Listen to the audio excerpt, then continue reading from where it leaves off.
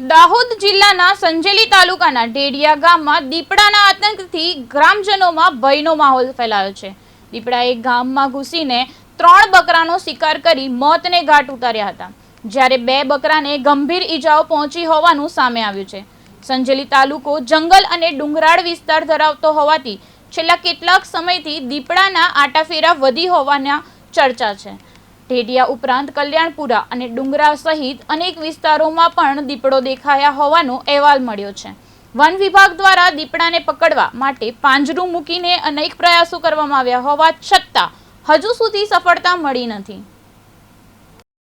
ગામ ઢેડિયા જાતિ રાઠોડ સીમ ફળ્યું પછી મારા ઘરની અંદરમાંથી બાખો પાડી અને બકરા 5 બકરા 3 ગાભણ હતા અને 2 ઘાયલ હતા। તો જાણ કરવામાં કે મંદિરથી સરકાર લાભ આલે કે નહીં।